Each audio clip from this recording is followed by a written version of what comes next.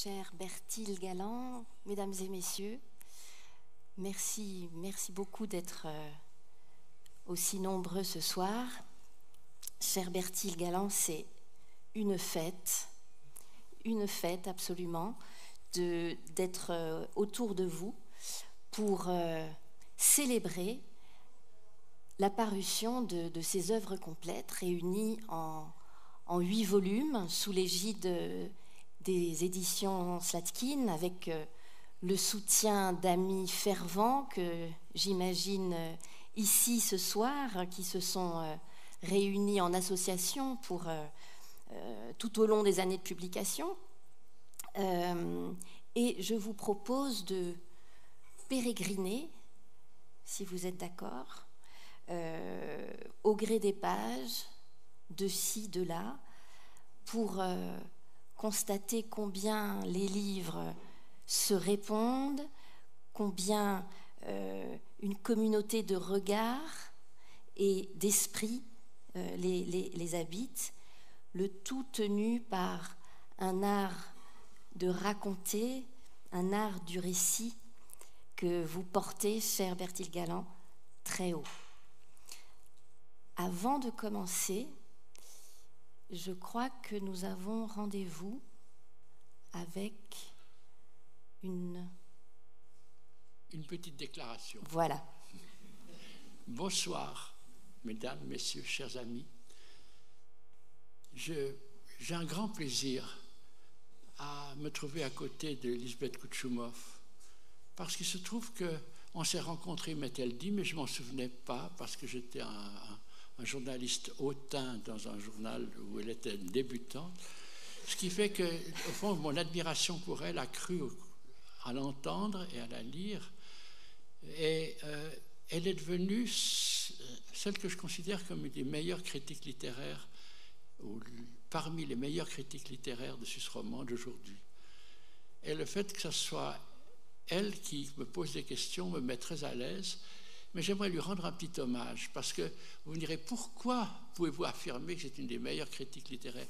Eh bien, c'est parce qu'elle a compris ce que, quand j'avais un petit éclat de quelque chose qui pourrait apparaître comme d'une présence littéraire, à propos, ayant couru le monde, ayant été aux États-Unis, en Chine, en Afrique noire, etc., ayant vu les grands de ce monde, j'ai serré la main de Chou En-lai et j'ai vu Eisenhower et patati et patata, le pape, je ne vais pas dire que c'est un vieux copain, mais je l'ai rencontré personne.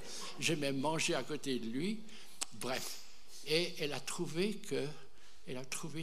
l'instant où elle me surprenait dans quelque chose qui lui plaisait vraiment, c'est quand j'ai parlé d'une poule. Alors, en hommage à celle qui a découvert que dans tous les livres que je publie ici, je parlais une fois d'une poule, et surtout une poule qui ne fait même pas cocorico, parce que c'est son mari qui le fait, j'ai envie de vous lire ce qui a plu à Lisbeth Koutchoumov. Voilà, parmi tout ce que j'ai écrit. Ce n'est pas la rencontre de Chou En-lai, ce n'est pas la rencontre d'Eisenhower, c'est pas à Gorbatchev dont j'ai vu la chute à Moscou. Chez la poule, ce qui me frappe n'est pas son caquet, mais son étrange manière parfois de glousser. Je ne suis pas loin d'elle, elle ne lui prête aucune attention, et voilà que je l'entends émettre un son bizarre, comme la douce revendication d'un être un peu stupide. Nulle alarme, ce n'est pas non plus le cri de fierté avant ou après la production d'un œuf. Moins qu'une plainte, l'oiseau vagit seulement, râle discret, en prolongé comme pour prendre acte qu'en cet instant, il ne se passe rien. Dans plusieurs de mes voyages, en Afrique, en Asie, une volaille dans un village est venue ajouter un bémol à mes expériences, un appel provenant d'un poulailler non inscrit dans mon programme. Il est venu tempérer l'excitation que je ressentais en affrontant aux antipodes des situations politiques, économiques et militaires de la plus haute actualité. C'est ce qu'on disait. Il se trouva qu'un coq ou une poule, pour nuancer et parfois venir relativiser les sujets flatteurs qu'en reporter j'allais traiter par interview et description panoramique. Ces gallinacés me rappelèrent l'existence parallèle de leur monde animal. Ils me signifièrent, avec une ironie implicite, que tant d'urgences humaines sont futiles ou étrangères aux véritables aspirations d'un être vivant. Merci, Lisbeth, d'avoir souligné ce que j'avais écrit, ça, et tout le reste, peu importe. Merci beaucoup.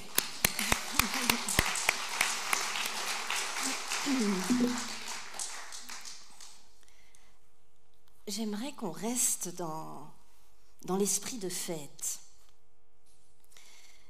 Qu'on commence par là, d'ailleurs. Parce que pour moi, Bertil Galland, vous êtes quelqu'un qui osait la fête, c'est-à-dire qui vous osez rompre les routines pour laisser le merveilleux, le talent agir.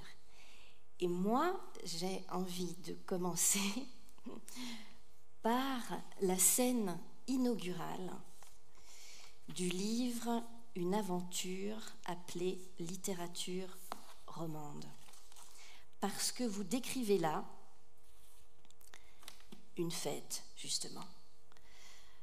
Vous réunissez le temps d'un week-end au signal de bougies, vos princes vadrouilleurs et vos princesses oniriques, ces écrivains, ces écrivaines que vous avez réunis. Dans un château promis à la démolition, vous allez vivre une nuit de poésie et de vin. Quand on lit cet ensemble étonnant de récits, de chroniques, de reportages, de romans, on sait l'attention que vous portez à la construction de vos textes, au choix parmi tous ces épisodes et ces rencontres. Pourquoi une aventure appelée littérature romande commence-t-elle par cette fête qui semble sortie d'un roman, d'un film? Pourquoi ce choix-là? Pourquoi la fête?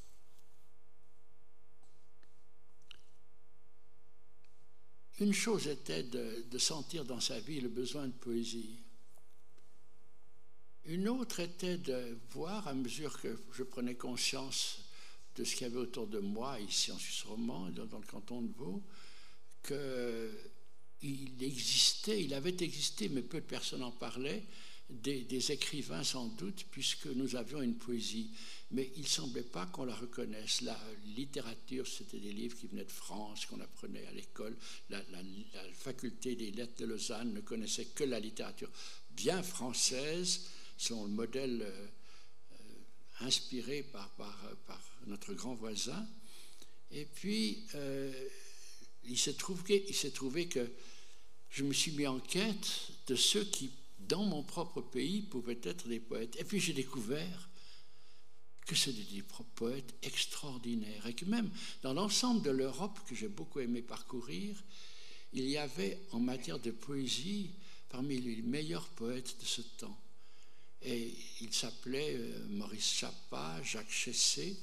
J'étais proche très respectueusement de Gustave Roux, dont avec Jacques Chessé, j'ai organisé une célébration de son 60e anniversaire. Donc la fête était vraiment au départ. C'est pour créer une fête pour les 60 ans de Gustave Roux, c'était à Crébérard, qu'on a réuni ce qui était le meilleur du théâtre, de la musique, de la littérature, ici en Suisse romande. Et quand je me suis mis à publier les écrivains,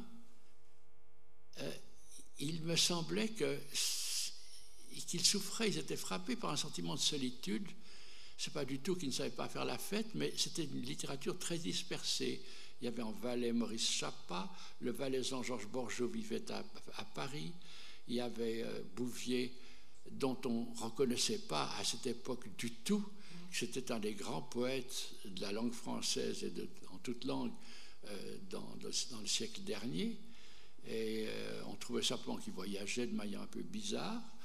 Et puis, il y en avait d'autres. Il y avait dans le Jura dont on parlait à peine et qui n'était pas encore un pays libre. C'était même pas un pays existant parce qu'on croyait que dans le Jura bernois, on parlait bernois. Et tout ça faisait qu'en rassemblant ces poètes qui avaient entendu parler les uns des autres, il ne s'agissait pas de créer une association, des statuts ou de faire une proclamation. Il s'agit d'avoir du bonheur après s'être lus les uns les autres, de se trouver face à face avec pas d'autre programme que de se rapprocher, et spécialement dans une atmosphère assez lourde au lendemain de la mort de Ramu en 1947, où tout à coup il a semblé qu'il n'existait plus rien et on prétendait que les écrivains ne s'aimaient pas entre eux. Et on a même écrit à une date plus récente que lorsqu'un écrivain roman rencontrait un autre écrivain roman, il changeait de trottoir. C'était écrit tel quel avant. Or, la vérité, c'est qu'en les réunissant, il se passait des choses extraordinaires. On s'est même réunis ici une fois à Montricher, au bistrot. On a dormi dans un bistrot de Montricher pour ce bonheur. Ouais, c'est ça. Et ces fêtes ont connu des moments tellement intenses et des miracles dont je raconte et qui sont vrais. C'est qu'on a, par exemple, on s'est réunis dans la maison du Signal de Bougie, qui est un vieil hôtel 1900, où avaient d'ailleurs résidé ceux qui avaient négocié la paix dans la guerre d'Algérie. La délégation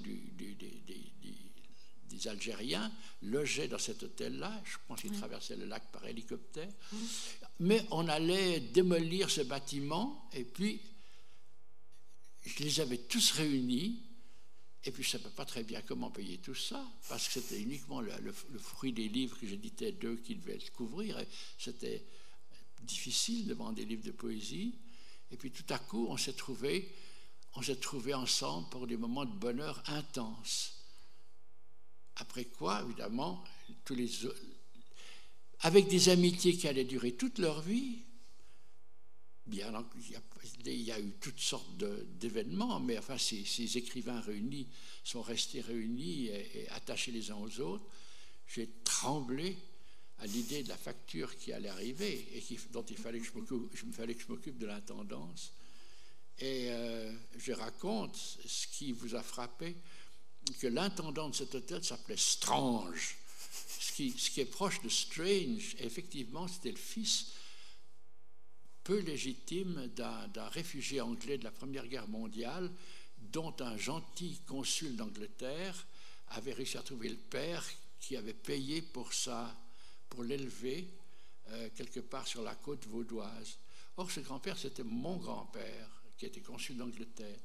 Et quand Strange a découvert ce lien que nous avions, j'ai trouvé ça plus que strange.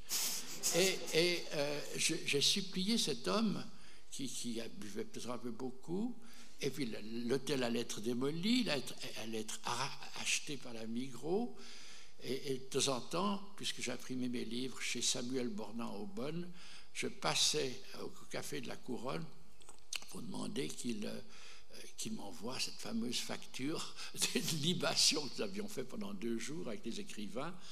Et puis il me disait, oh là là, oui, et puis les semaines ont passé, les mois ont passé, et je n'ai jamais reçu de facture. Donc j'étais à la recherche d'un mécénat imaginaire, et ce mécénat se traduit peut-être par un clin d'œil de Pierre Arnold, grand homme de la Migros. Je soupçonne peut-être que le magicien était de son côté, mais je n'ai jamais reçu de facture pour ces merveilles que nous avons vécues. Donc, l'idée de la fête est liée à des amis, à la poésie et à des miracles. Et évidemment, si j'ai une sentence en fin de vie à vous communiquer, c'est que prenez garde, ceux qui ne croient pas aux miracles n'en verront aucun.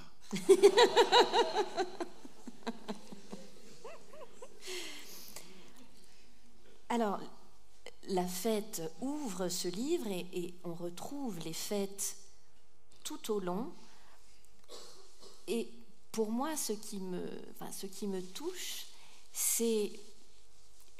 Alors, il y a votre plume, il y a l'art évidemment du récit, il y a la restitution, mais il y a aussi les photos de Marcel Insand, il y a ses visages, il y a ses sourires parmi les écrivains, notamment dans ses séjours à Horta. Et pour reprendre aussi cette phrase « Mes princes vadrouilleurs et mes princesses oniriques », il y a chez vous une estime, une amitié bien sûr, une considération pour les poètes qu'on sent à chaque page. D'où vient cette admiration, cette relation particulière avec ceux qui écrivent? On peut dire qu'à bien des égards, on vit en Suisse romande dans un pays un petit peu menacé par l'ennui ou la suragitation ou à des excitations diverses. Et puis on peut ne pas se sentir entièrement satisfait dans tous ces espoirs humains par ce qui se passe dans notre petit monde. Donc il faut peut-être s'accrocher à quelques personnages pour découvrir qu'ils sont merveilleux et avoir le courage de se rendre compte qu'ils sont merveilleux. Ce courage, c'est celui de certains poètes. Et ça a été par exemple le courage de Maurice Chappat. Il est extraordinaire de penser que, comme tout jeune homme, il a décidé de ne jamais exercer une activité définissable dans ce pays parce que les chanoines de Saint-Maurice l'avaient persuadé que pour mener une vie qui soit digne de quoi? D'attention, qu'on en parle. Il fallait soit devenir chanoine, naturellement, ou saint, c'est de préférence, si on peut, ou bien peut-être devenir paysan, ça serait l'idée de Ramus, ou roi, mais il n'y en a pas des multiples.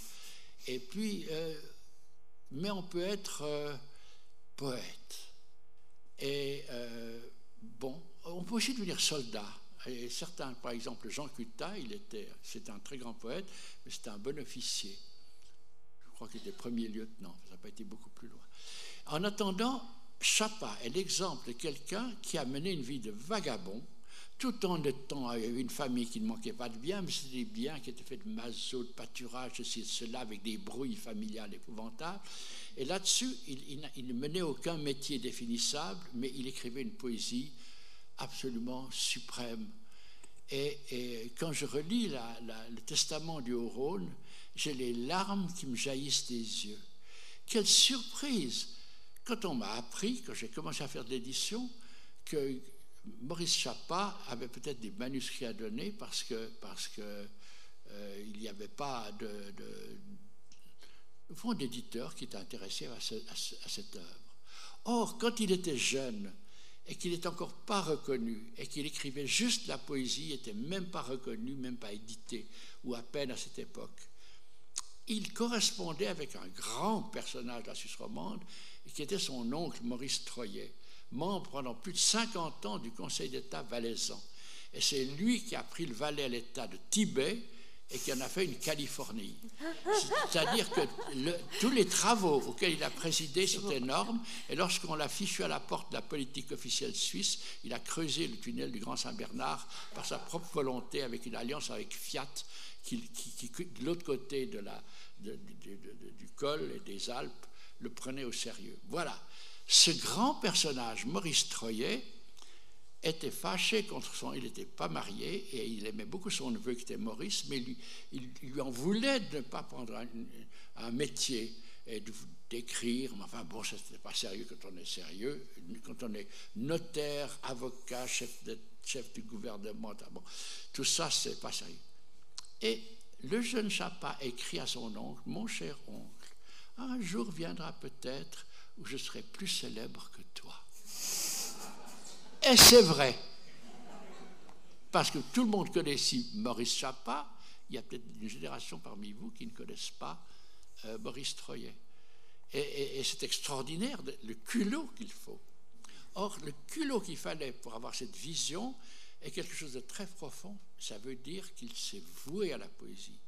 Et alors, si j'ai un peu de nez pour quelque chose, c'est de sentir chez quelqu'un la volonté vraiment de vouer sa vie à une création artistique ou poétique. Et ceux qui vraiment le font et sacrifient tout pour ça, je trouve que c'est vraiment merveilleux. Et si, de plus, c'est d'une qualité dont on découvre qu'elle est formidable, mais non reconnue par le pays où on est, au fond, ça me propulse vers l'idée de lui donner sa place. Or, lorsque, après un voyage en Amérique, ayant réfléchi à la condition très difficile de celui qui écrit en Suisse romande, parce qu'à cette époque, il n'était pas reconnu. Au fond, on ne pensait même pas quelqu'un pouvait être écrivain. Oui, c'est ça. Ramu étant mort, c'était fini. Alors, ça m'a incité à faire de l'édition par des découvertes de quelques fragments de la Suisse. J'ai fait sur le Tessin, avec l'aide de quelques Tessinois, j'ai fait un livre sur ce qu'était le Tessin avec une petite anthologie. Puis ensuite, on parlait beaucoup du Jura, parce qu'il y avait un conflit, paraît-il, dans le Jura que je ne connaissais pas. Je me suis dit, je vais aller voir du côté du Jura. Puis je me suis dit, il faudrait faire un livre qui équilibre ceux qui sont pour le maintien dans le canton de Berne et ceux qui sont pour l'autonomie. J'ai rencontré les uns qui m'ont paru épouvantables et bouchés, et les autres qui m'ont enthousiasmé, qui sont devenus mes amis pour la vie. C'était Roland Béglin, c'était d'autres, et puis alors j'ai été complètement emballé, il faut dire, par leur... Et quand j'ai découvert Alexandre Voisard et Jean Cuttat, ce sont devenus mes frères. Donc tout ça fait que, en creusant un peu, je découvrais vraiment des choses inouïes. Et alors je me suis dit, mais le Valais, il faudrait vraiment faire quelque chose sur le Valais. Tout le monde m'a dit, mais le Valais c'est Chapa. J'ai dit, oui, Chapa, Chapa c'est l'auteur merveilleux du Testament du Haut-Rhône, qui est un livre que je lisais vraiment religieusement. Puis je suis allé le voir, vous disant, monsieur Chapa, est-ce que vous m'aideriez à faire un livre sur le Valais, comme on a fait pour le Jura? Puis il a dit, oui. Il dit, mais comment faudrait-il faire? Il dit, il est là. Je dis, comment il est là? Oui, il est écrit. Je dis, comment il est écrit? Oui, j'ai écrit un portrait des Valaisans. Je dis, mais comment ça? Mais aucun éditeur ne voulait le publier. Je dis, mais comment est-ce possible? Il dit, oui, je vous l'enverrai demain. Et j'ai dit, mais c'est vous? Et vous avez un livre sur... Il a dit oui, parce qu'il y avait des passages qu'on ne pouvait pas publier. Il y avait un passage où il y avait un prisonnier, un vilain bonhomme qui était dans sa prison, et sur le pain sec qu'on lui donnait, il mettait son sperme et le passait par la fenêtre pour sa fiancée. Alors, d'écrire des choses comme ça, en Suisse romande, ce n'était pas permis. Et puis, il y avait d'autre part, il racontait que des jeunes gens allaient dans les vergers le soir, et puis ils avaient des paniers, et ils cueillaient des fruits, et ils voyaient parmi ces garçons qui bandaient, ceux qui arrivaient à tenir la plus grande quantité de fruits dans le panier, qu'on suspendait à ce crochet. Et alors, ces choses-là ne devaient pas être pensées en Suisse romande, mais jamais.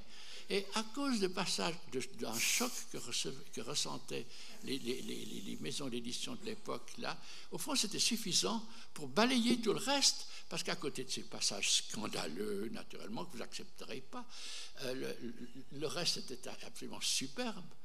Et alors, ce portrait des Valaisans, évidemment, j'ai dit tout de suite, mais Maurice le publie. Et d'ailleurs, j'ai ajouté imprudemment, tout ce que vous me donnerez, je le publierai. Peu après, j'ai reçu 6 manuscrits. Ils ont paru les 6. Bon, tout ça pour vous dire comment, peu à peu, les choses se nouent. Ouais. Et comment on passe de la poésie à la découverte. Et je parlais de miracle tout à l'heure. Et c'était probablement miraculeux de trouver des écrivains de cette valeur. Et puis, fouettés par l'exemple et par l'audace, et par les audaces, mettons-les au pluriel, après ce que je vous ai raconté, Chessé a voulu faire de même, mais mieux.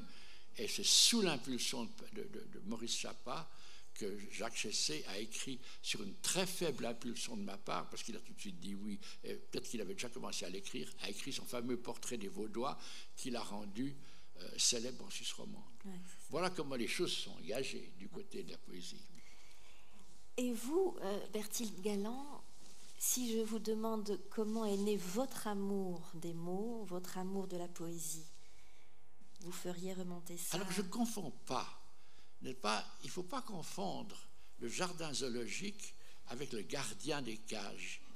Moi, je me suis occupé de la littérature romande. C'était des vrais écrivains, des vrais poètes, surtout des poètes, n'est-ce pas? Avec Corinne Abi, avec Anne Cuneo, il viendra Alice Grobetti et tous les autres que j'ai, Nicolas Bouvier et Lorenzo Pestelli, enfin bon, bref. Tout ce monde-là, ce sont des vrais écrivains. Moi, je ne me suis jamais considéré comme un vrai écrivain, et c'est uniquement pour une sorte de farce à laquelle vous participez tous. Vous êtes ici pour... Enfin, et ces bouquins, je les écris parce qu'on m'a demandé de les écrire. Je les écris parce que je suis un homme discipliné. Et alors, moi, ce qui m'importe, c'était les vrais écrivains. Ça, c'est... Et alors, mais en revanche, si j'aimais les écrivains, c'est parce que j'aimais la poésie. Voilà. Et alors, pourquoi est-ce que j'aime la poésie? Ben, c'est difficile de dire, parce qu'il y a les gens qui aiment le gros rouge et puis les autres qui aiment autre chose. Mais ce qu'il y a, c'est que la poésie a été dans ma vie dès le début. Et je peux parler des débuts de la poésie française, parce que je vivais dans une maison où mon père était malade, puis absent, puis il a disparu, il est mort, et ma mère était suédoise, c'était la guerre, elle était coupée de son pays, mais à la maison, nous parlions suédois. Et alors, c'est au fond un grand avantage, parce que tout à coup, tout ce qu'elle pouvait imaginer et me dire, et me rapporter, et me chanter, qui avait rapport à la Suède, avec lesquels on ne pouvait plus avoir de contact parce que c'était la guerre, est venu, imaginez-vous, d'une seule bouche. Par la bouche d'une personne, ma mère, j'ai appris une langue, une civilisation, une littérature, etc., qui m'était parfaitement familier, mais qui nous était strictement confidentielle. À tel point qu'après la guerre, lorsque je suis entré en Suède en 1947 pour la première fois, j'avais donc à ce moment-là 15 et 16 ans, c'était en juillet, j'avais encore 15 ans, et tout à coup j'ai rencontré un pays où on parlait, les gens avaient un sacré culot, ils parlaient ma langue. La langue que j'avais parlé confidentiellement avec mon frère, ma sœur et ma mère. Tout à coup, tout le monde parlait, puis d'une manière assez bizarre, un peu libre, avec des termes quelquefois que je ne comprenais pas.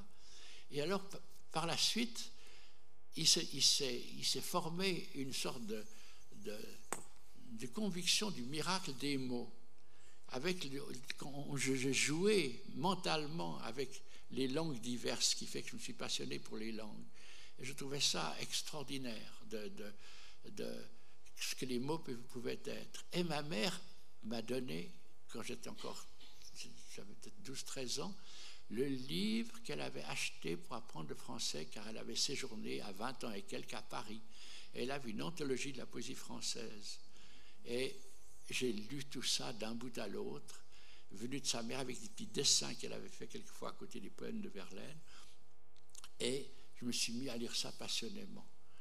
Et comme je m'ennuyais copieusement à l'école, et que je n'aimais pas tellement l'esprit de l'école. J'ai beaucoup aimé l'école primaire, mais quand j'étais au collège classique, qui est un peu là, où la crème de la bourgeoisie lausannoise apprenait le latin puis le grec, c'était pas très marrant.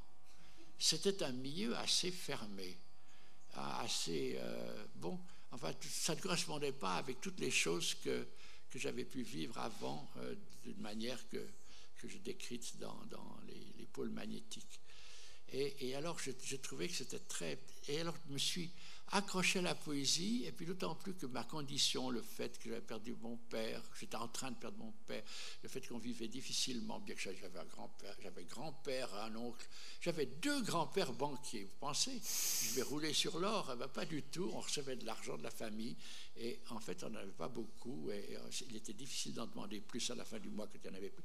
Bref, tout ceci me paraissait très secondaire par rapport au monde qui naissait et qui me plaisait, et qui était lié avec les mots, avec des mots qui pouvaient exister en différentes langues, avec des mots qui pouvaient signifier des instants de bonheur.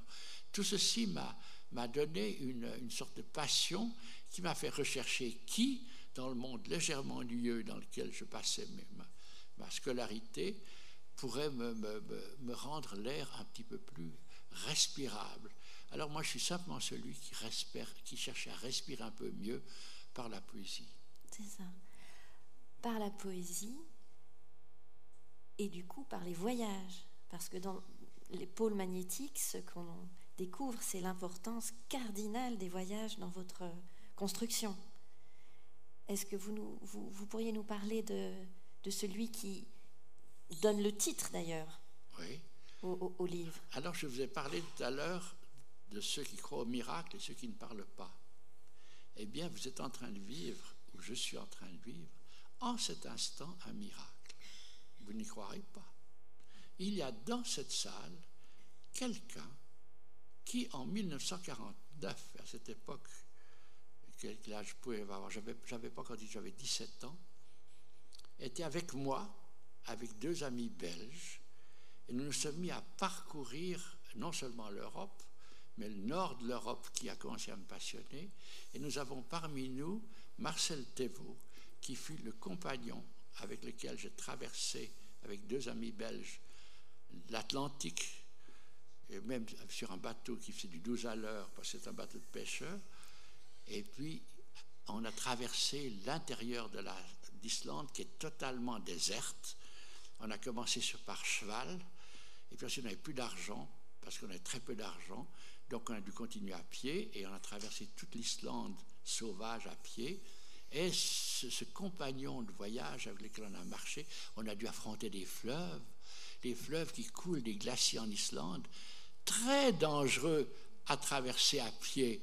Parce que quand vous traversez un fleuve, vous ne vous rendez pas compte de la force du courant, et quand vous avez un énorme sac et que vous devez marcher pendant 6 à 8 jours dans un désert, il ne faut pas rater la traversée d'un fleuve. Tout ça, on l'a vécu, et l'homme avec lequel, l'autre Suisse avec lequel ses amis belges ont compris, donc à 4, nous avons traversé le désert islandais et découvert avec l'Islande quelque chose dont nous allons reparler, c'est-à-dire une clé de l'avenir de la littérature romande. Vous allez voir pourquoi. Cet homme-là, je l'ai revu ce soir. Il est parmi vous. Il est devenu arrière-grand-père. Il était parti en Amérique. Il s'appelle Marcel Thévaux, et Marcel, je te salue. Ce soir, je ne t'ai pas reconnu, mais nous avons vécu ensemble des choses extraordinaires. Et j'avais besoin d'une démonstration d'un miracle. Il est là, tu es là. Comment tu es tombé d'Amérique? Je le saurai. Vive les miracles. Mais je vais quand même être plus précis sur le rôle de l'Islande. C'est forger une amitié en Islande. C'est former ce lien avec des amis belges qui sont devenus pour nous comme des frères, et sont toujours des frères pour nous. Enfin, surtout un, l'autre est mort malheureusement, mais beaucoup plus que ça. En Islande, j'ai découvert un petit peuple qui venait de se libérer, en 1949, il venait de se libérer, parce qu'il était danois, et il y avait 200 000 habitants qui parlaient une langue que personne d'autre ne parle, c'est la langue que parlaient les pays du Nord au Moyen-Âge. Et eux ont conservé cette langue. Pourquoi? Parce que ces Vikings qui ont découvert l'Amérique, entre autres, ils avaient une spécialité. Comme les petits Savoyards étaient ramoneurs, comme les Tessinois étaient des constructeurs et ont construit Saint-Pétersbourg, eh bien, les Vikings étaient des raconteurs d'histoires. Et nous disons, raconteur d'histoire. Ce qui fait que dès le Moyen-Âge, les poètes islandais allaient dans les cours européennes et ils recueillaient les histoires, par exemple, Guillaume Tell et la pomme, et autre chose comme ça, dans tous les pays. Et ils en faisaient et ils ajoutaient ça à leur propre histoire, qu'ils ajoutaient à l'histoire de leur dieu. C'est devenu les sagas, et ces sagas sont devenues l'une des grandes littératures dans une petite île où ils étaient quelques milliers. Et il n'y avait pas de papier. Alors ils devaient écrire sur le cuir, qui était la peau de leur mouton. Ce qui fait que quand ils arrivaient à une bonne idée, qu'ils n'arrivaient pas à la fin de leur histoire, ils débitaient une vieille godasse et ils écrivaient dessus des chefs-d'œuvre de la littérature on s'est mis au XIXe siècle, qu'on a essayé de retrouver peu à peu, et ainsi c'est recomposé, après avoir méprisé ces gens qui vivent près du cercle arctique, loin de tout, près du Groenland, on a recomposé une des grandes littératures mondiales. Mais les Danois, qui étaient les maîtres de ce pays, et qui avaient toutes les leçons à donner aux Islandais, on dit, mais si tous ces trésors des sagas doivent être ramenés on allait de ferme en ferme pour récolter, regarder dans les chaussures s'il n'y avait pas des poèmes écrits dessus, et tout ça a été mis dans des bateaux et ramené dans la librairie dans la grande bibliothèque de Copenhague, et il y a un bateau qui a coulé, et il y a eu le feu qui a incendié la grande bibliothèque nationale danoise, où les Islandais avaient tous leurs chefs-d'œuvre. Alors les Islandais ont dit, maintenant ça suffit, et maintenant on va s'occuper nous-mêmes de littérature, et ils se sont mis à rechercher encore tout ce qui restait de leur littérature pour les publier, etc., jusqu'au jour d'aujourd'hui, ou au jour de 1949 que nous avons vécu, Marcel Thébault et moi, où, arrivé en Islande, on s'est aperçu que quand on allait chez le coiffeur vous disait, voilà, c'est très bien, là-bas, on cherchait à se débrouiller, il y avait une question de langue, puis il disait, mais avez-vous lu mon recueil de poèmes? Ensuite, on rencontrait un autre type qui disait, mais oui, tout le monde avait écrit des poèmes, et aujourd'hui encore, ils écrivent des poèmes. Et finalement, j'ai fait la connaissance d'un prix Nobel qui s'appelle Halldór Laxness, dont j'ai lu tous les livres. Et c'est devenu un pays qui m'a fouetté le sang. Pourquoi? Parce que l'ayant découvert dans ces conditions épiques, je me suis rendu compte qu'il y avait derrière eux une capacité de création littéraire qui était complètement indépendante du chiffre de leur population. Et quand je retrouvais mes amis poètes en Suisse romande qui me disaient que c'est difficile, notre sort, la littérature romande, on n'a quand même à peine un peu plus d'1 million d'habitants, et puis on n'est jamais reconnu à Paris, sauf ceux qui savent y faire, etc. Certains savent y faire, je sais très bien s'y faire. Bon, alors tout ça, c'est difficile. Puis je leur disais, mais c'est quoi? Pourquoi est-ce que vous êtes obsédés pour dire ce que vous avez sur le cœur ou ce que vous avez exprimé par ce qui se passe? Si Paris va vous dire oui ou non, vous acceptez, vous reconnaître. Les Islandais, eux, est-ce qu'ils se sont posé la question de savoir, en gardant leur langue? Alors pourquoi est-ce qu'ils ont gardé leur langue? Parce qu'ils étaient fous de leur langue. Et ils n'ont pas voulu qu'elle change au cours des siècles. Parce que déjà, au Moyen-Âge, ils étaient très forts, il ne s'agissait pas de changer. Ce qui fait qu'ils avaient des concours entre eux. Au Moyen-Âge déjà, ils revenaient des cours européennes, se retrouvaient en Islande, et alors en islandais, tout ce qu'ils avaient entendu à travers l'Europe, ils le racontaient, le faisaient entrer dans leurs histoires, et après ils faisaient des concours qui étaient purement formels. Parce que l'art et la poésie, c'est aussi quelque chose de formel. On doit s'exercer, comme se faisait Pérec. Alors, par exemple, on racontait une histoire, une saga du début à la fin, puis ensuite chacun devait reprendre son histoire et raconter la même de la fin au début. Et alors là, on voyait qui étaient vraiment les caïds. Ils existent encore. Vous lisez maintenant des traductions de l'islandais parce que les Islandais sont restés fous de littérature, ils sont restés fous de leur langue. Et alors, devant leur exemple, j'ai reçu le kick qui fait que j'ai publié quelques livres d'ici. Donc en fait, cette fougue, cet allant, cette énergie, c'est la fougue islandaise, on peut dire. Oui. Et j'ai un témoin. Où est-ce que tu es? Oui. Voilà, le miracle, il est là, devant vous. C'est l'Islande qui nous a donné notre kick. il a dit c'est vrai.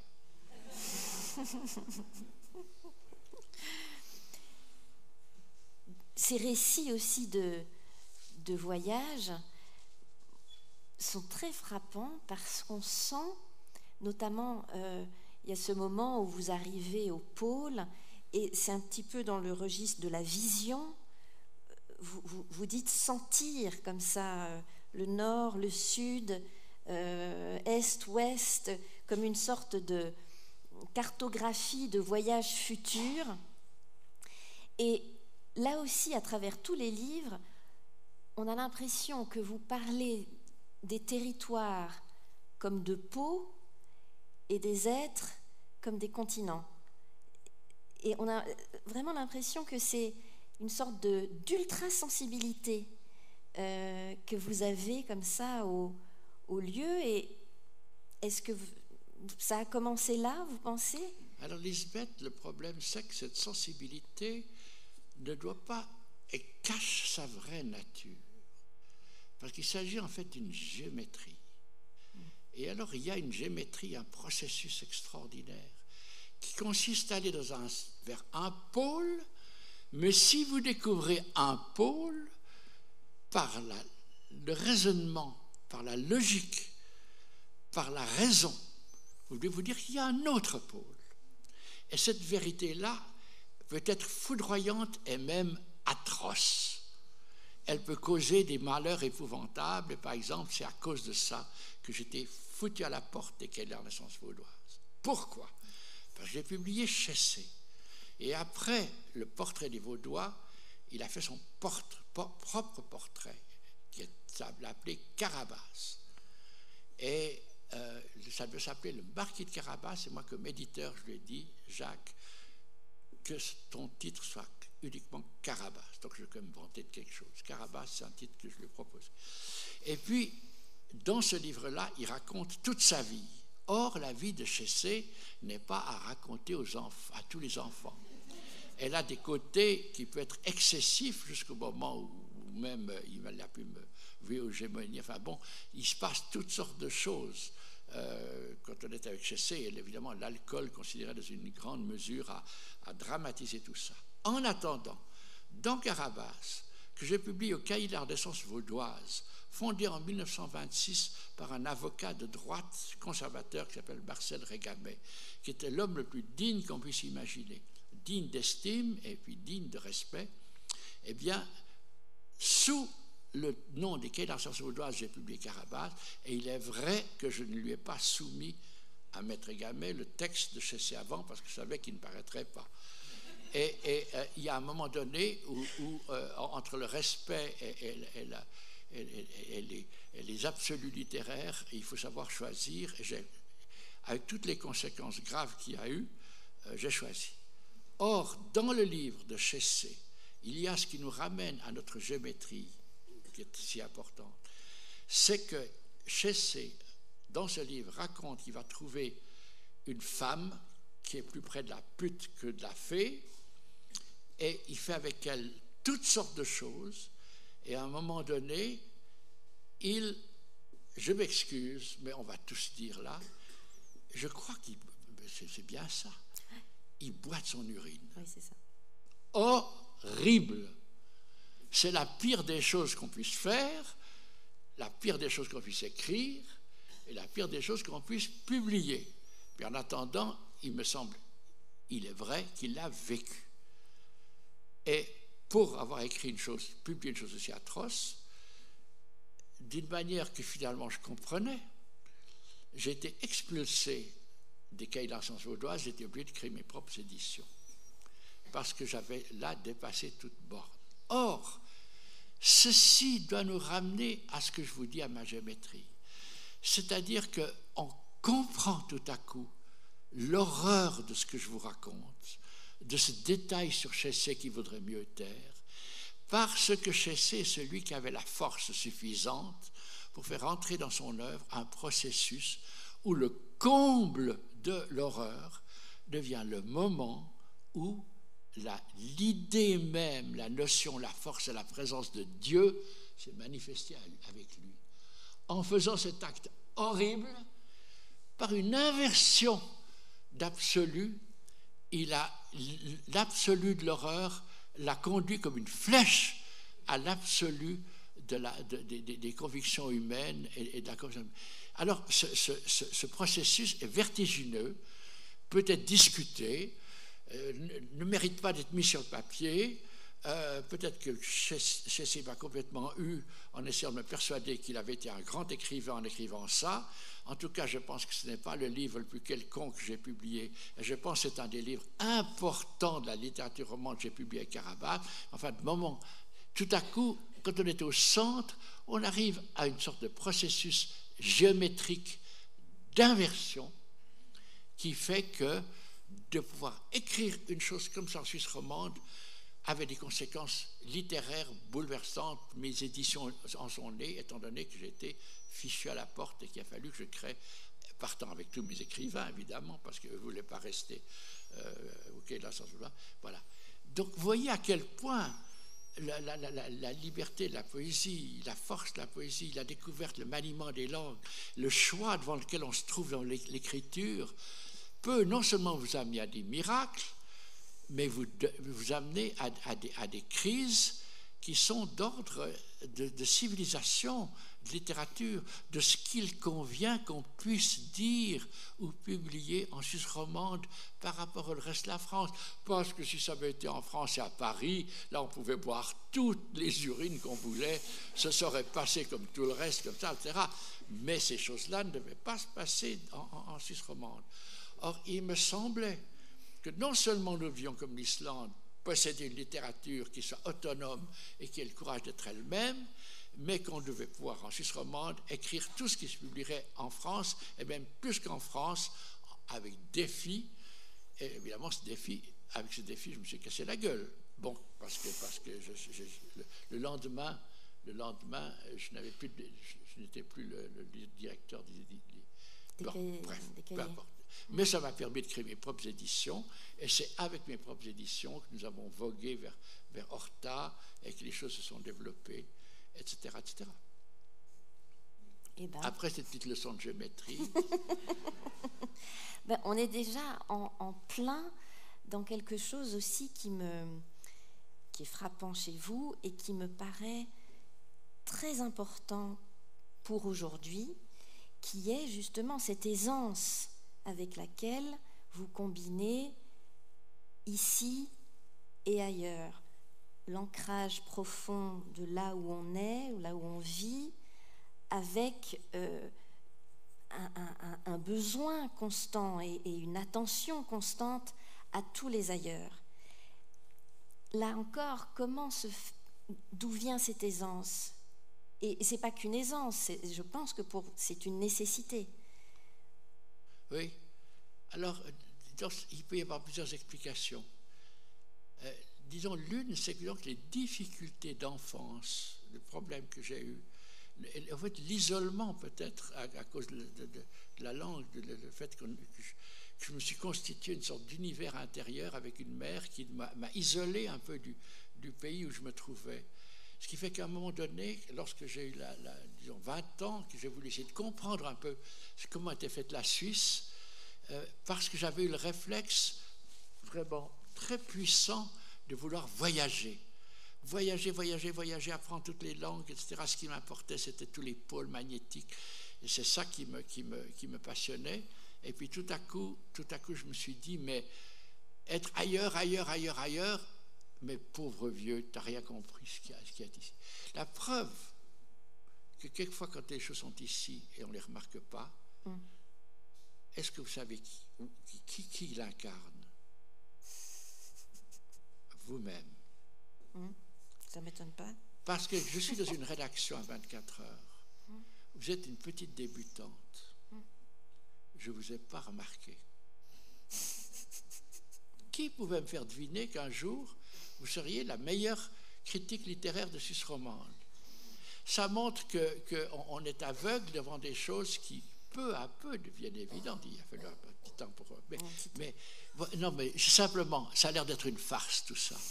Mais ça montre que le fait de voir les choses autour de soi, de les découvrir, ça ne vient pas tout seul. Et que finalement, pour découvrir les choses qu'on a autour de nous, on a besoin aussi bien de la science que de la poésie. Et il ne faut surtout pas distinguer la science de la poésie, la science de la foi. Je vais sauter à pieds joints à quelque chose de tout autre. Je vous ai dit que j'avais mangé avec le pape, ça vous fait rire. Mais c'est quand même pas mal, parce que Jean-Paul II est devenu un saint. Donc j'ai pris un repas de ma vie, une fois où j'étais, non pas directement à côté de lui, mais un peu plus loin. Et il y avait entre nous la présidente du comité suédois qui s'occupe, une femme qui est physicienne et qui s'occupe du prix Nobel de physique. Elle était là pour une réunion avec des physiciens. Bon, bref.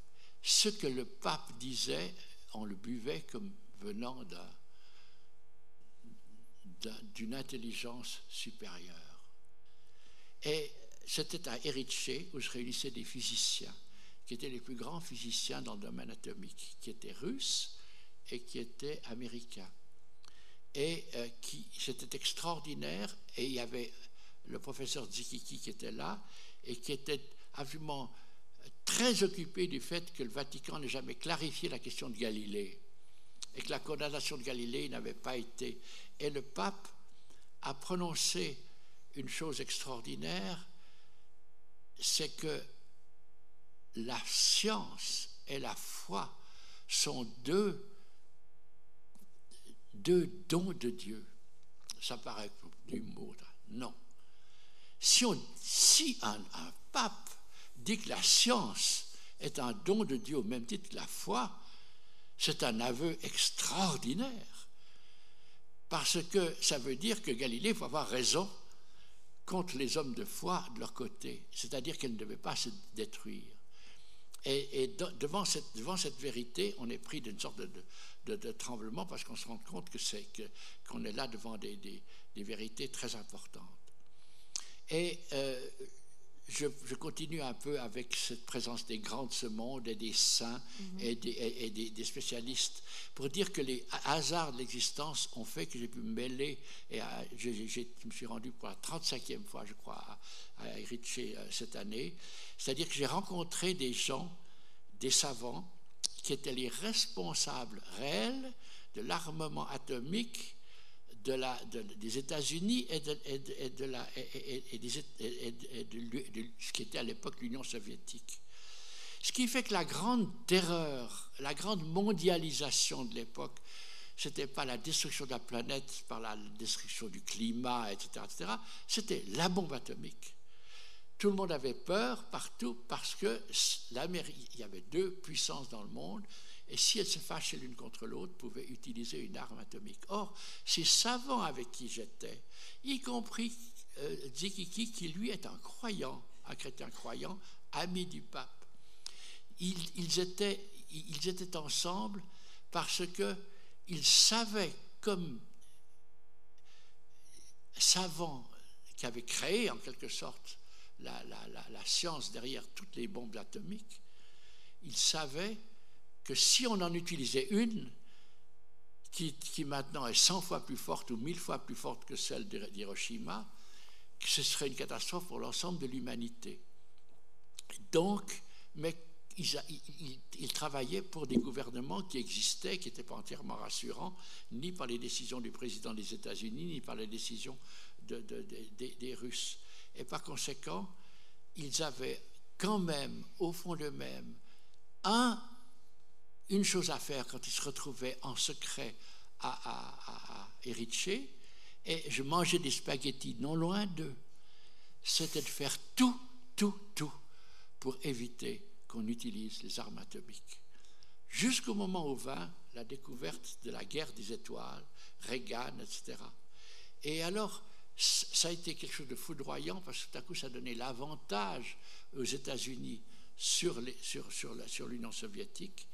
Et pour faire la guerre des étoiles, peu importait de savoir si ce système pouvait exister avec des petits satellites dans le monde entier qui surveillent tout ce qui se passe. Et si les Russes, par hasard, font partir un missile nucléaire, il y aura un laser pour le détruire. Est-ce que ça pouvait fonctionner? personne ne le sait, on ne l'a jamais fait. Mais, ou pour parler en italien, però, cependant, le fait est que pour ce programme-là, il fallait mettre des milliards dans 3 disciplines scientifiques.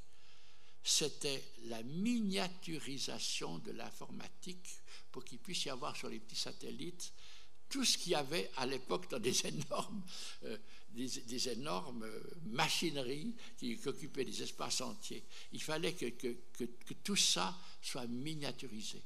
Il fallait que les lasers, sous une forme extrêmement réduite, prennent une puissance qu'on n'avait jamais vue avant. Et il fallait que l'optique, à partir des satellites, puisse surveiller tout le territoire de l'Union soviétique, etc. Et à ce moment-là, l'argent mis dans les milliards que les Américains, par décision de Reagan, ont mis dans ces 3 disciplines, ont fait naître un déséquilibre dans la balance entre l'Union soviétique et l'Amérique. Alors j'en reviens au pape, parce que au fond, ces savants, ils se respectaient tous les uns les autres, mais tout à coup, les Russes se sont fâchés et ont commencé à trouver qu'ils se sont sentis dépassés. Ils se sont sentis dépassés. Et moi, j'ai demandé à Zekiki à ce moment-là, j'ai dit, mais ce système-là, parce que ceux qui avaient travaillé à cette notion-là, c'est mes amis, ils sont toujours restés mes amis, il y avait une équipe qui s'occupait de tout ça. Et je me disais, mais est-ce que tout ça est un rêve?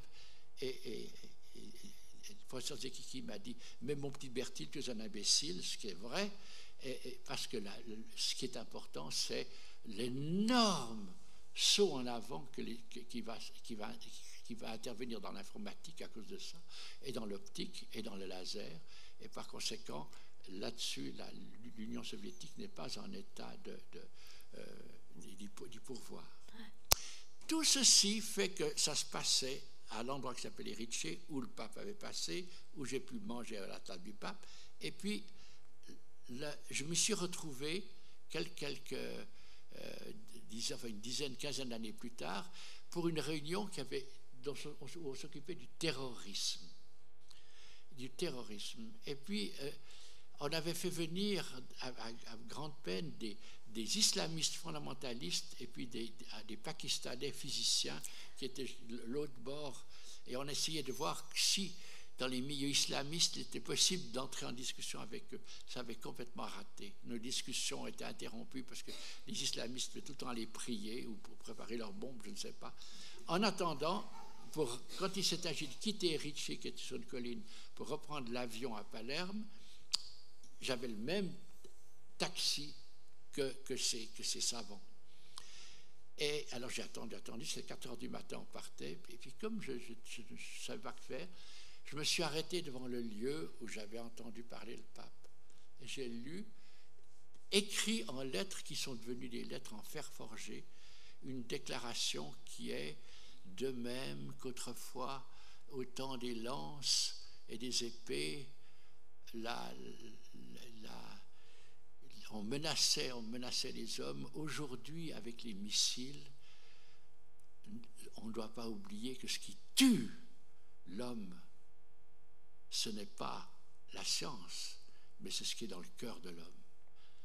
Et alors, bon, je lis ça, écrit en fer forgé, écrit en italien, en attendant mon taxi, puis arrivent les fameux spécialistes du terrorisme, actifs ou opposés, et on se trouve dans le même taxi, un barbu islamiste fondamentaliste et un savant merveilleux qui s'appelle Pervez Ulboy, qui est un physicien pakistanais qui déteste les islamistes et qui est tourmenté par eux et qui sera peut-être assassiné un de ces jours par eux. Alors, lui, très aimable envers moi, à côté du chauffeur de taxi, il y a le barbu qui va repartir pour le Pakistan. Et puis, moi, je suis derrière, à côté de mon ami Pervez. Puis il me dit, je suis désolé, Bertil, tu as dû nous attendre des heures, mais il devait encore faire ses prières. Et avant qu'on puisse partir, ça nous a pris du temps. Et puis je dis, mais écoute, Pervez, ça ne me fait rien. J'attendais devant l'endroit où le pape avait prononcé une parole célèbre et qui maintenant, je relis des années après, elle est écrite en fer forgé. Et puis il me dit, qu'est-ce que c'était que tu lisais? Puis je lui ai dit, puis il m'a dit, mais c'est horrible pour le pape de dire une chose pareille. Comment est-ce qu'il peut dire ça? Moi, je ne suis pas du tout d'accord avec lui. Et tout à coup, on a une grande discussion pour savoir si les savants sont responsables de la bombe atomique, et où est la limite de la science, et dans quelle mesure est-ce que la science devient attentatoire à la civilisation, etc. Et puis, pendant que je me dispute sur le siège arrière, tout à coup, le barbu, on parlait en anglais, le barbu se retourne et puis il dit « The Pope is right ». Le barbu m'a donné raison. Voilà.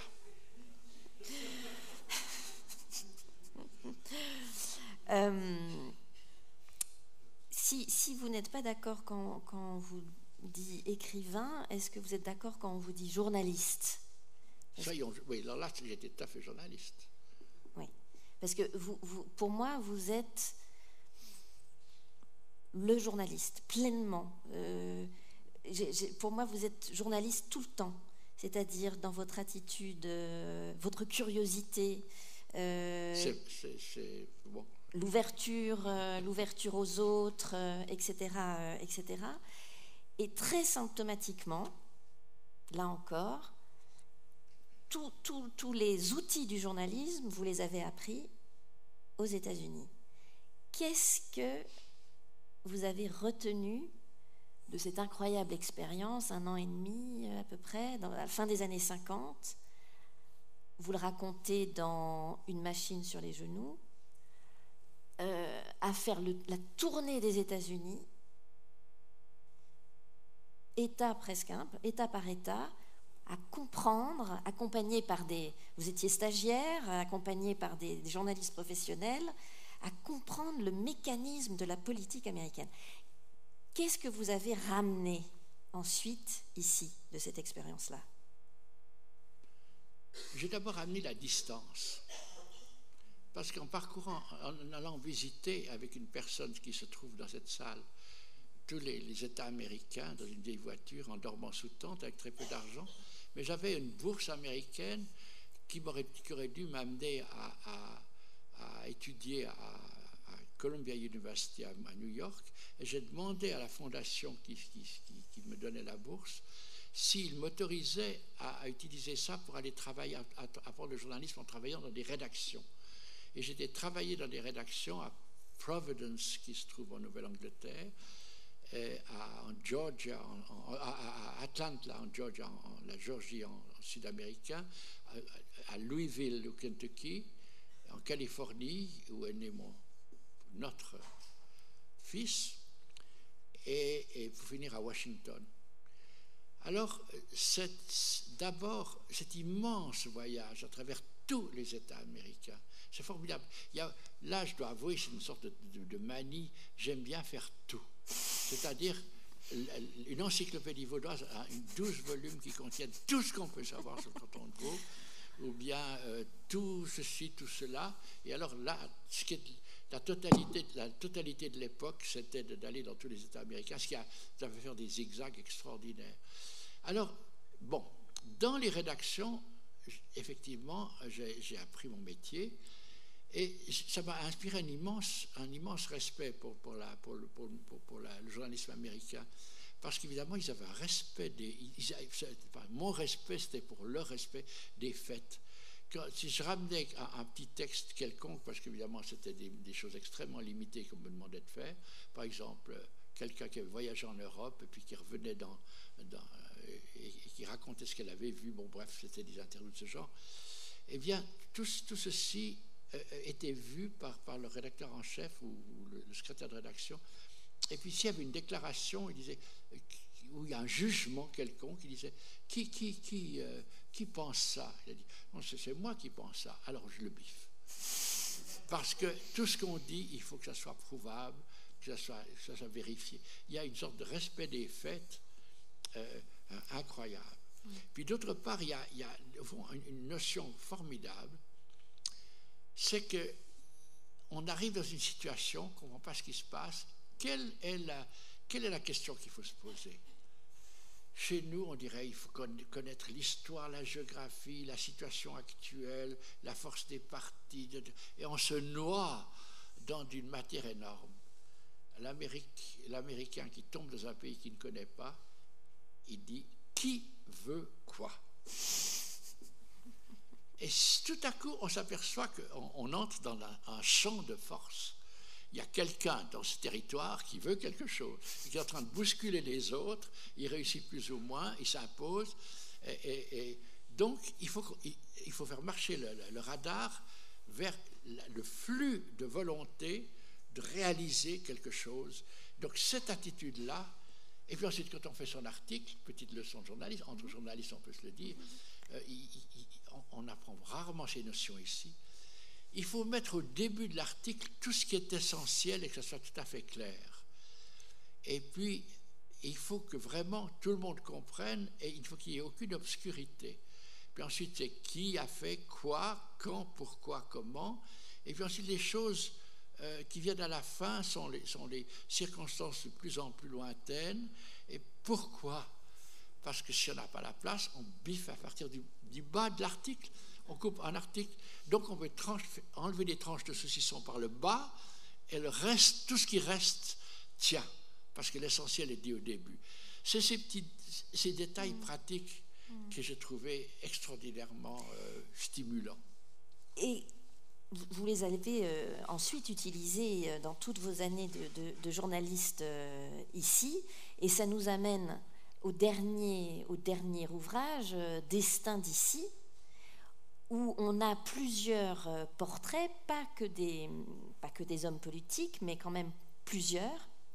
Et là, je pense que c'est cette expérience-là, enrichie évidemment avec beaucoup d'années ici, mais vous avez une approche différente, originale face au personnel politique.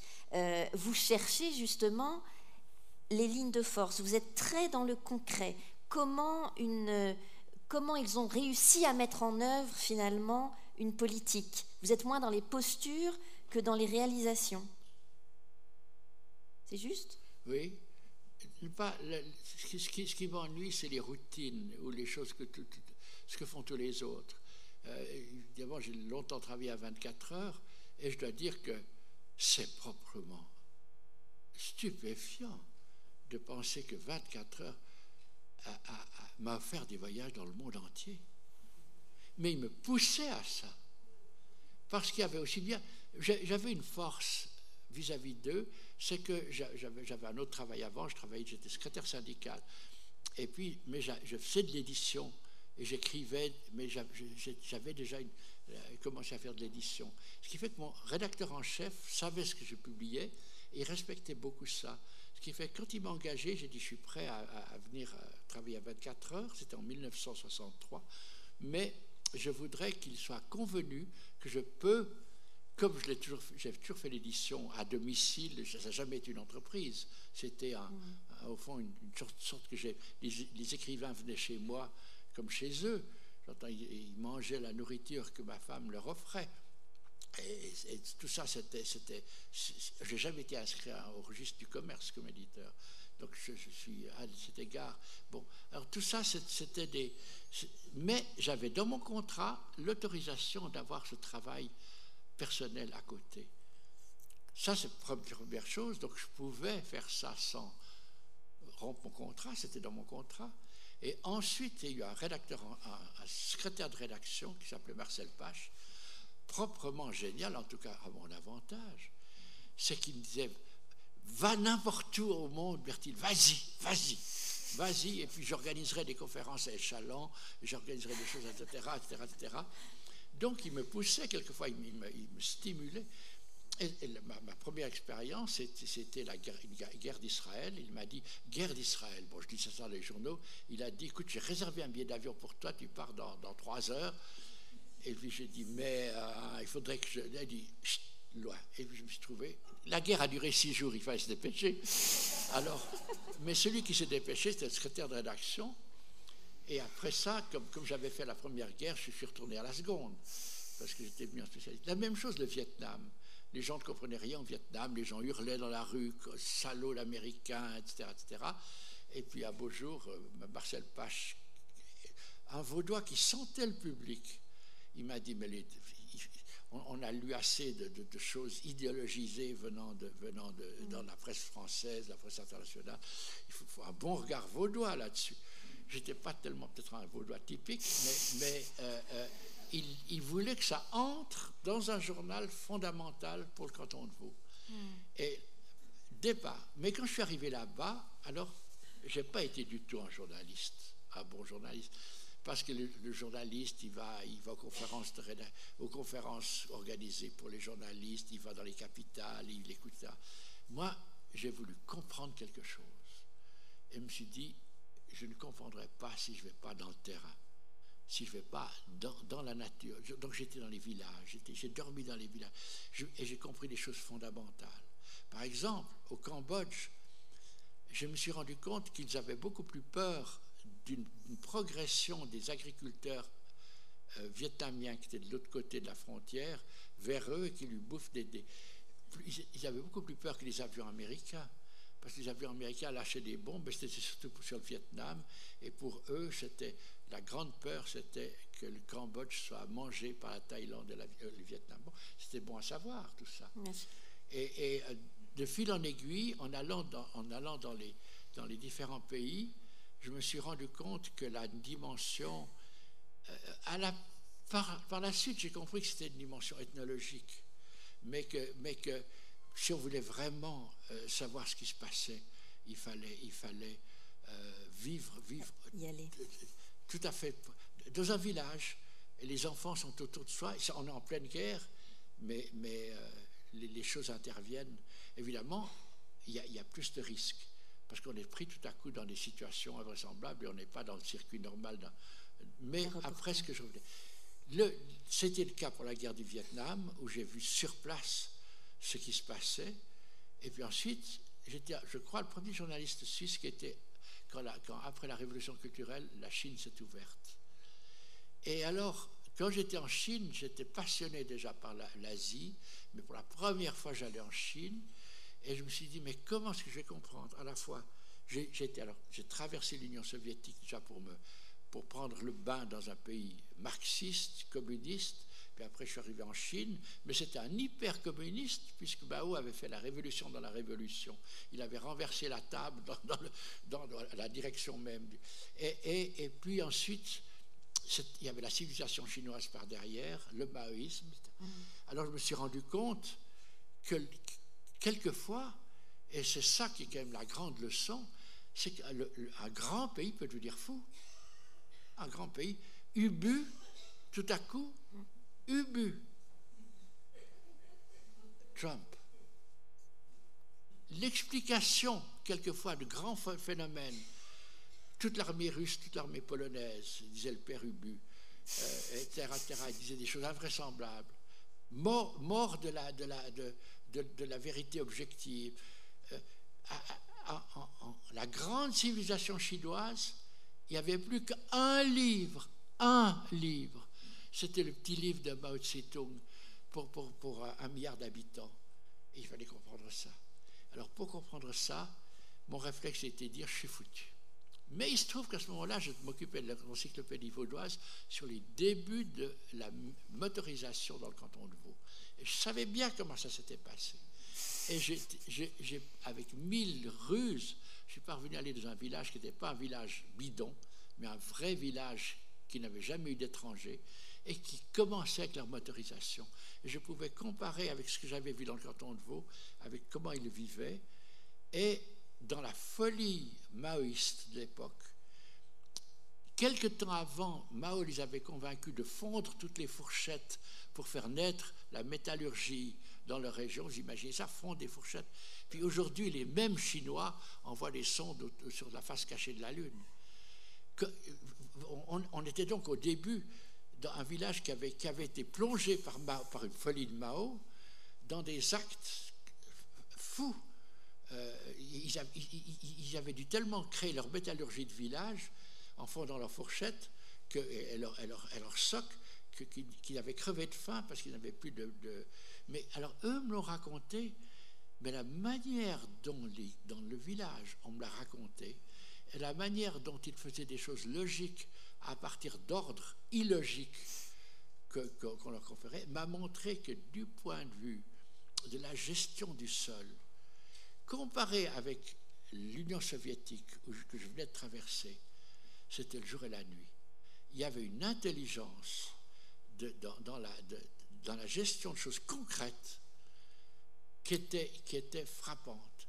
Ce qui fait que quand je suis revenu, j'ai retenu des propos favorables à l'avenir de la Chine, alors que tout le monde essayait d'analyser ce que c'était que le maoïsme. Et ce qui s'est passé par la suite a montré que l'intelligence chinoise en a fait aujourd'hui l'une des grandes puissances du monde, à côté duquel l'Europe n'a qu'à bien se tenir.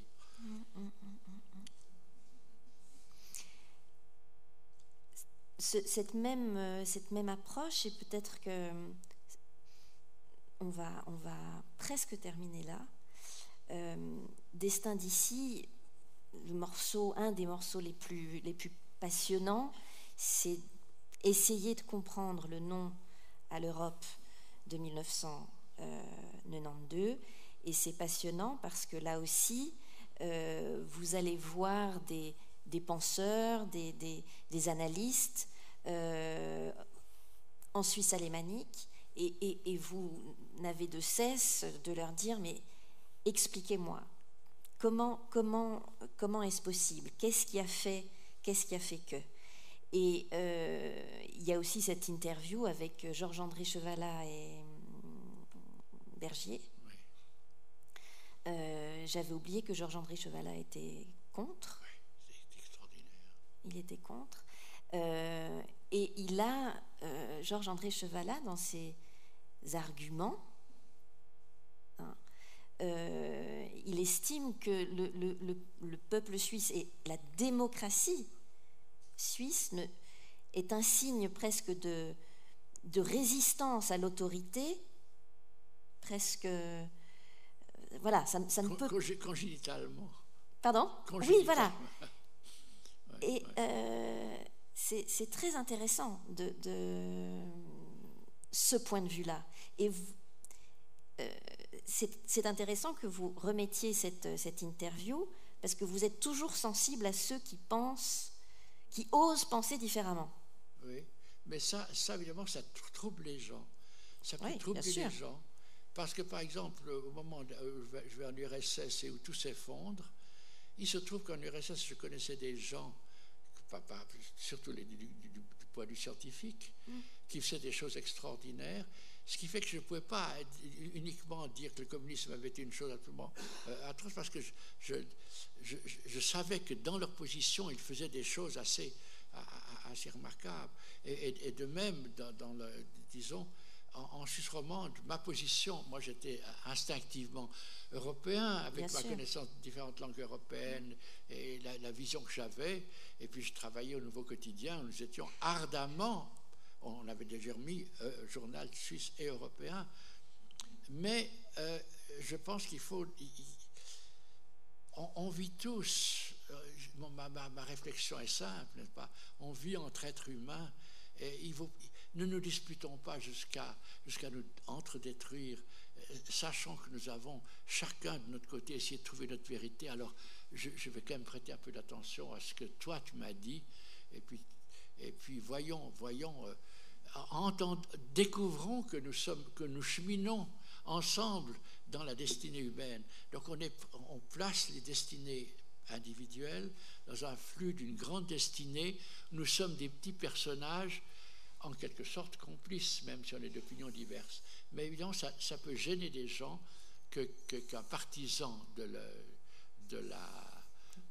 l'adhésion de la Suisse à l'Europe, comme l'étaient 4 personnes sur 5 en 1992, ce que tout le monde a oublié, eh bien, ça trouble parce qu'on n'aime pas qu'on donne des arguments pour la personne d'en face. Mais je m'intéresse beaucoup à l'argument de la personne d'en face. Ouais. Voilà, c'est pour ça que vous êtes intéressant.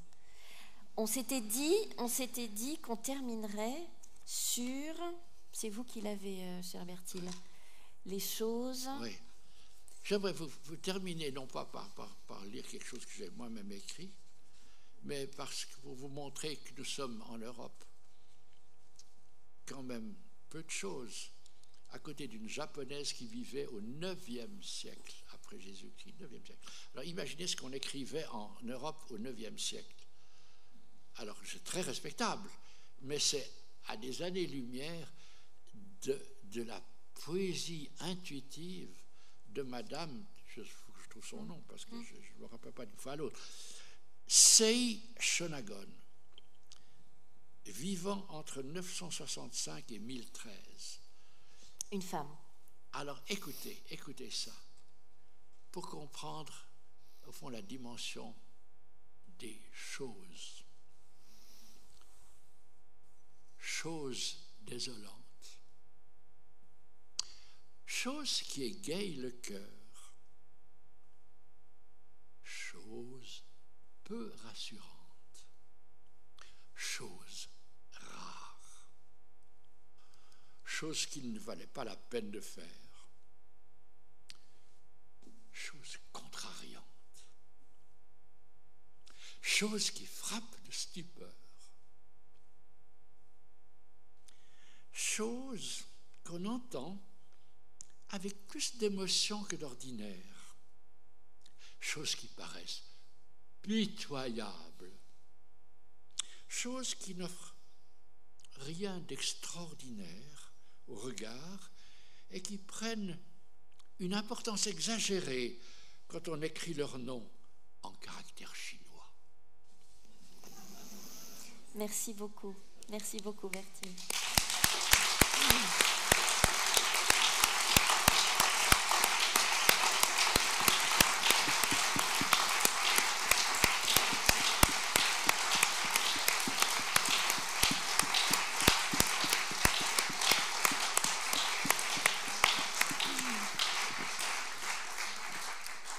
Merci.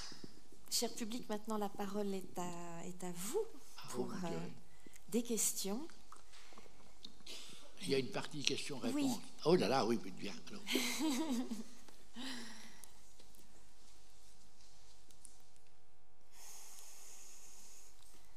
y a toujours un petit peu de temps à venir.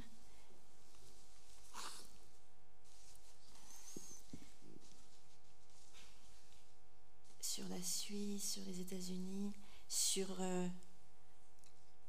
cette collection en elle-même. Ah, voilà. Quel est, Bertil, le prochain livre que tu vas écrire et publier? J'en ai aucune idée. Aucune idée. Il faut me laisser me reposer un peu parce que ça fait quand même 8 livres en 5 ou 6 ans. C'est un rythme que je ne sais pas. Je ne sais pas. Ça m'ennuie de dire que je n'en écrirai plus. Et puis ça m'ennuie de penser que j'en écrivais un autre. Donc,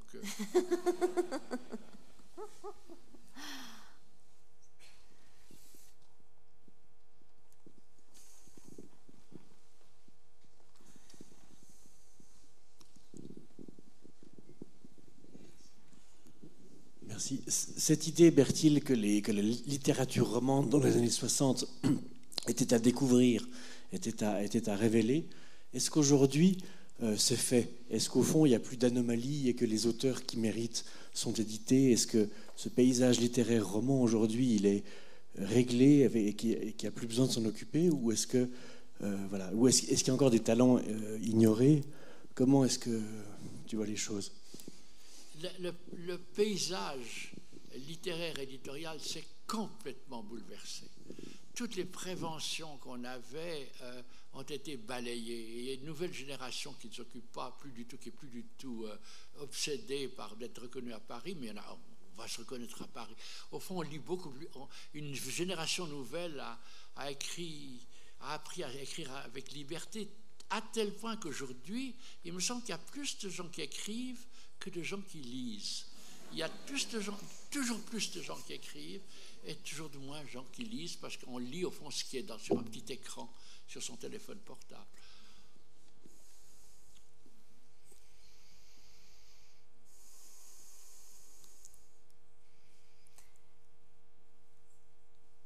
de questions? Mais tu as demandé la parole, Marcel. Je suis tellement stupéfait de le voir, de te voir. Nous sommes là comme deux vieillards face à face. Et quand je pense que nous étions deux adolescents traversant les déserts islandais et risquant d'être emportés par les fleuves qui descendaient des glaciers. Mais enfin, je te regarde fasciné. C'est tout à fait réciproque. Et alors, ma question est celle-ci. Tu as une passion de découvrir qui est au-dessus de la moyenne et une passion qui doit te conduire beaucoup plus loin. Alors, où va-t-elle te conduire? Que te reste-t-il à découvrir? La tombe. Comme tout le monde, comme vous autres. Nous nous y retrouverons tous. Je n'y crois pas. Alors, que penses-tu de ce qui se passe ensuite? Y a-t-il une suite pour toi? Alors j'ai longuement et soigneusement, et en y mettant du mien, parce que ce n'était pas tout à fait naturel, construit une Suisse que je connais, que j'aime et qui s'est approfondie. Mais c'était au fond là, je suis d'autant plus attaché à la Suisse qu'au début j'avais un peu de peine et elle me courait plutôt sur les nerfs parce que je voyais ces limites qui sont manifestées par la croix suisse qui ne va pas jusqu'au bout. Vous savez, tous les autres pays ont des croix, mais ils vont jusqu'au bout. Mais Jung fut celui qui a écrit des pages et des pages sur le fait que la Suisse, au fond, a tronqué sa croix. Elle va un petit bout, mais elle ne va pas plus loin. La manière obstinée dont les Suisses allemands que je décris dans Les Destins d'ici sont obsédés par la crainte des Allemands me paraît vraiment très mystérieuse. Mais évidemment, j'essaye de l'éclairer par ce livre, en parlant avec les Suisses allemands. Mais il y a une conversation quand même très révélatrice là-dessus que je rapporte. Il y a vraiment une obsession c'est le grand obstacle de la Suisse et de la Suisse allemande vis-à-vis de l'Europe. C'est parce qu'ils ont peur de s'y trouver avec les Allemands. Ils ont l'impression qu'ils vont s'y trouver écrasés. On ne sait pas. Donc tout ceci fait que la Suisse traverse une sorte de crise, mais à côté de ça, elle a des vertus tellement extraordinaires qui ne peuvent que m'inspirer un respect profond. Moi, je suis admiratif, après avoir couru à travers l'Europe, après la chute du mur de Berlin, pour voir ce que deviennent tous les pays qui ont repris leur autonomie après le régime soviétique. Je suis très, très frappé de voir à quel point ils sont à fleur de peau de se battre de nouveau pour les vieilles valeurs nationalistes ou linguistiques les uns contre les autres. Il y a un grave problème linguistique chez les Baltes que j'aime beaucoup. Enfin, ils devraient peut-être accepter aussi ceux qui parlent une autre langue, en particulier le russe. Mais ils ont de la peine à les supporter. Au fond, le nationalisme et l'entente entre les langues, tel qu'il est réalisé en Suisse, est formidable. On ne connaît pas, comme en Belgique, la guerre des langues. Mais l'autre aspect, c'est comme l'ont révélé mes enquêtes, c'est que ce qui nous unit, c'est de plus en plus l'indifférence envers ce qui se passe chez les autres. L'ignorance entre régions linguistiques. Dès qu'il y a un vote à faire avec des intérêts économiques, on est unis parce qu'on a le même vote. Mais il y avait beaucoup plus d'ouverture et de sympathie naturelle entre les régions linguistiques à une certaine période que maintenant, où on aime mieux apprendre l'anglais et où les rapports ne sont pas si simples, sinon ceux de l'ignorance réciproque entre les régions linguistiques. Donc,